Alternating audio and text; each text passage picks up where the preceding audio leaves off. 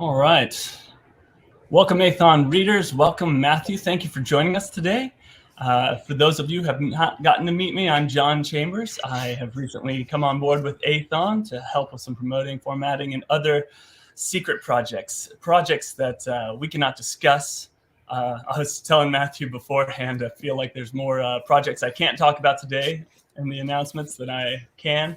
But we have some books out today that we want to highlight. And then Matthew has finished a trilogy, his second trilogy, and we're going to talk to him in depth about that and how the process was different and get his wisdom and insights on all things reading, writing. So let's get started with Hellfire. We have Hellfire by Rick Hartlow and Drew Avera. Quick description on that. Nathan Stout was born to save the world, cloned from the genes of heroes past. Tossed aside when the army abandoned the program, Nate has seized his own destiny, forming the Broken Arrow Mercenary Force. He leads a team of hired guns piloting cutting-edge mechs in a last-ditch effort to restore the United States he never knew. All right. So sounds awesome. Rick's a good mil sci-fi guy. I mean, he's kind of one of the best out there, man. So yeah, military sci-fi and stuff. He's got a fantastic list of books, so go ahead and give him a check out. This is sort of a unique one. This is a book 2 in Space Invaders trilogy. This is for young adults and kids.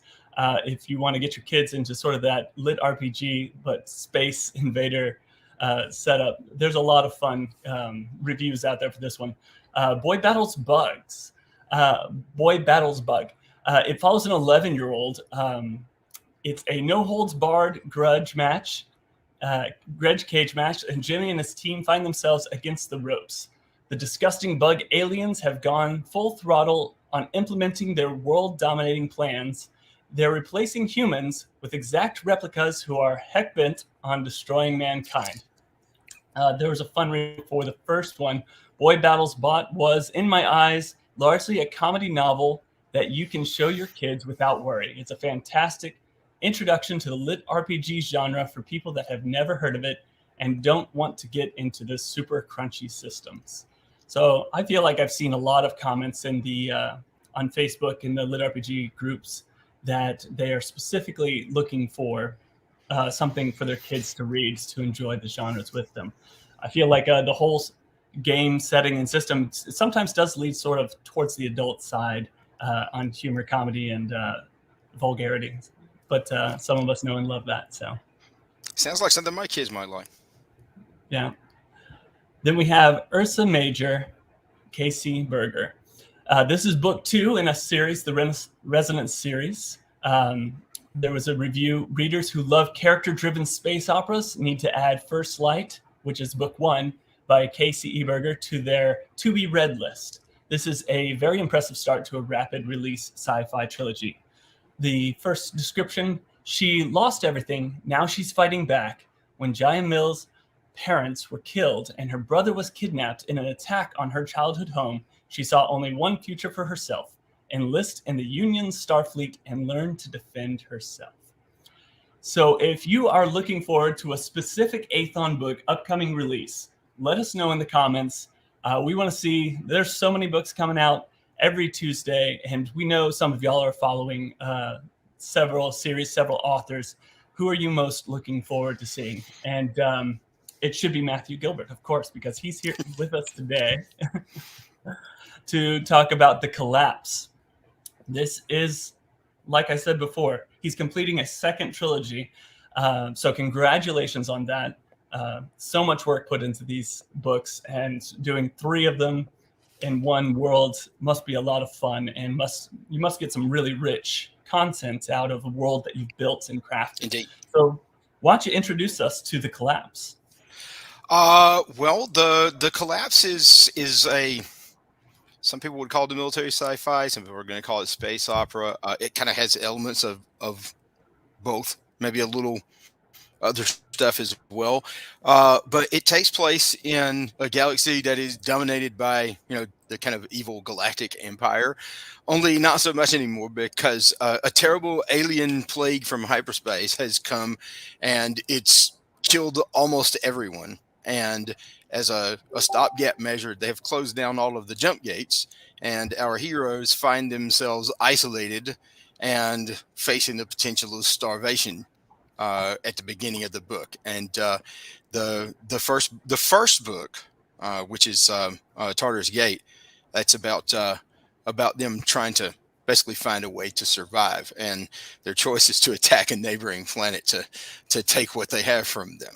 So, and then the situation continues on, of course, as they try to find a way to reconnect with the galaxy. Yeah. Yeah, there was a good review out for Tartar's Gate. R.J. McReady meets Aliens meets The Matrix. Seriously, the genres are mixed as much as the aliens in the book, and it works. This is definitely not another Starship Troopers clone, although it has terrific military sci-fi elements, not a space opera, even with piratish rogue ship captains. Not a horror, read even with really well done and horrific aliens on the attack. So there's quite a few good reviews out there for book 1, and now we're wrapping it up with book 3. So if you're looking for something, you can just, I mean, that's sort of the theme these days with readers. They really want to really want to go through an entire book series and do a whole marathon on an entire book series to the point it seems like they're punishing themselves it's like reading 500,000 words in a row. Nobody wants to wait, and find out, oh, well, it's going to be like a decade and the next book isn't still out. I don't blame them. I feel kind of the same way. I tend to hold off until I at least feel confident that things will be complete. So, well, fantastic job there. Want to start into some of the questions for you as a writer. This is very different from Sins of the Father, which is fantasy. Some people say it's almost Arthurian fantasy. You kind of have explain to us, what words would you put in describing Sins of the Father? Sins of the Fathers, I would call it probably falls into the kind of grimdark fantasy category. A lot of politics involved. It is not as high action as the Collapse series. It's more political, people shifting around. I mean, there's plenty of battles. There's dark magic and evil gods, and of course, it's always the end of the world scenario, right? Really nasty monsters in there and stuff like that. But they're quite different for sure. One of the hallmarks of grimdark is kind of like you don't really know who the good guys and the bad guys are. You kind of have to decide for yourself. So it's quite different from the Collapse series, where the characters that you're supposed to root for are very obvious and the bad guys are very obvious. So yeah, and a very metal book 1, Dead Gods Do. So I think that's an amazing book title, by the way. So it's a play on words for several different things. Yeah, I'm sorry, could you repeat that? Right on. When it comes to naming your books, you might send Matthew a private message, get his help. I think it's one of the coolest book titles I've heard in the fantasy series for sure. So Sins of the Father, you can pick that up. But today, the Collapse, Zion Rising, book 3, and it's got everything you can want. And you said you had some inspiration in the sci-fi genre from Star Wars. Very much. I mean, I consume a lot of sci-fi. I enjoy it. It's always been a big thing for me. But yeah, Star Wars is what it all goes back to, right? I mean, I even had a Star Wars wedding. I have like a video of my wife and I when we got married. We got married at a sci-fi convention. So it's always been a big deal. We enjoy the movies. We play the Old Republic games and stuff like that. That's just a big motivation to us. Yeah, I remember the first online game series I got into was a Star Wars game, and it was, following those dark paths. The first time we actually explore what Sith look like and stuff like that. So I'd say, Star Wars is going to be an inspiration for most sci-fi people. And tell us about your writing process. Do you listen to some music? I do I how definitely did you get do. into sci-fi? So for this one, I there's a number of people that I listen to, but mostly it's like a dark soundtrack because as much as this book has humor, it's pretty dark. I mean, it borders on actually being like sci-fi horror. So I had a lot of dark metal like Disturbed and Rammstein, some of the newer Judas Priest, Slipknot, Hatebreed, Five Finger Death Punch, and there's a guy named Robert Slump. He does video game music actually, but he does some just really awesome crunchy instrumentals that like are great to have going on in the background while you're kind of plotting things out. Yeah, yeah. I'm a big fan of listening to basically Spotify compilations Yes, when I'm writing. And one of my favorite soundtracks, all-time favorites, is Interstellar. Have you heard the Interstellar soundtrack? Remember the I've Interstellar? seen the movie and It's I haven't listened to creepy the synth, soundtrack much.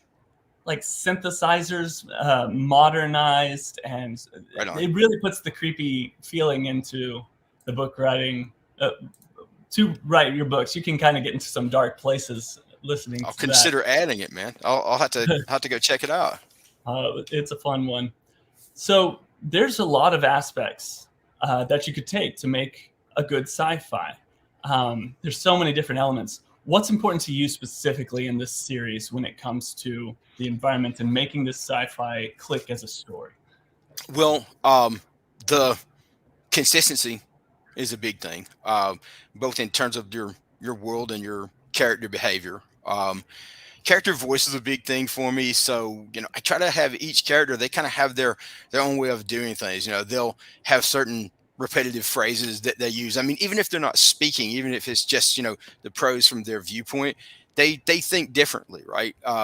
So like we have Blaze is always thinking about the connotation of words because he's a guy who works people, right? We have Ed, who is always thinking about, he kind of like has two tracks that he's thinking about at one time because he's an artificial intelligence and he can multitask. And then we have like the aliens, the pestilence creatures. They have a viewpoint in the books too, and they are they're kind of dumb actually. I mean, they're really dumb.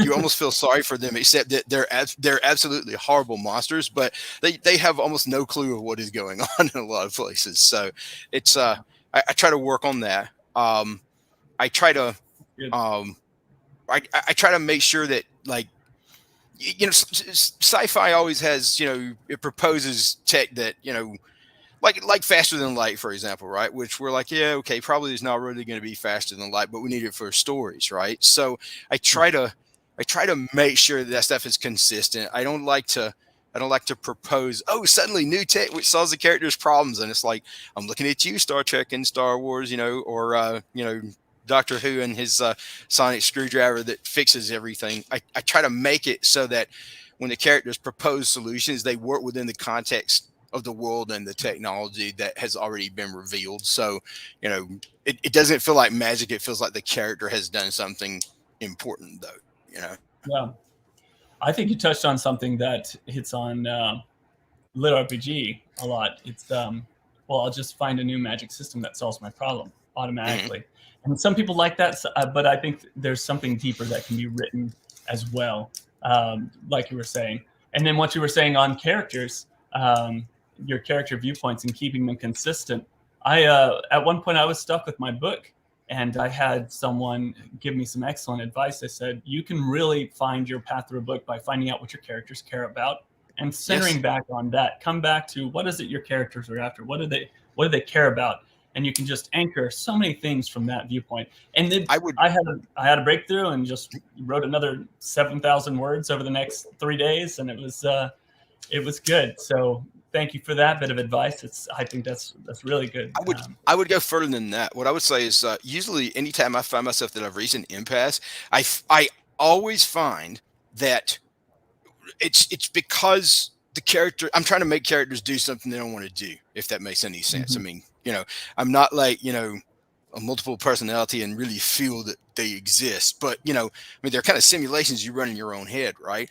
And so a lot of times when I reach an impasse, it's because I have the sensation that something is broken. Characters aren't behaving correctly, and I have to go back and rethink what they do.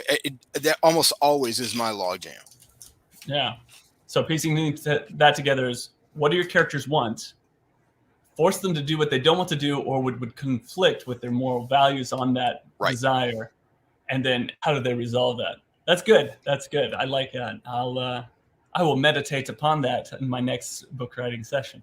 So, so what's next? I mean, you've completed 2 trilogies. Congratulations. That's a big deal. That's very exciting. What's next? Well, I have several options. Both of the trilogies, there's plenty of room to follow up, to do like a following trilogy. Right now, I'm leaning towards doing a follow-up trilogy to The Collapse, but it kind of remains to be seen at this point. I have plans for doing follow-ups for both of the series. It's really a question of what ends up being chosen, how well they perform, etc. But currently, I think I'm going to follow up on the Collapse series next. All right. Well, for those of us that are really interested in looking at this, we start with Tartarus Gate. It is available on Kindle Unlimited. We'd love for you to also purchase it. The Collapse Zion Rising Book 3 is out today, so go give it a look. And then potentially some follow-up books coming out. We're excited to hear from Matthew again and see what's going on. And we're really excited, and we're looking forward to the success of The Collapse Zion Rising. So everyone out there who's watching, if you have a book series that you're looking forward to, give us a comment. Let's find out what Aethon Books is excited for as far as our followers. And Matthew, is there any books you're looking forward to coming out? I have nothing on my list at this point. I have a book list that is full. I have a lot of promises to read books to people that I've yet to fulfill because I'm busy. Yeah. I write books. I have a day job, of course. I work for Silicon Valley, man. So those guys keep me very busy.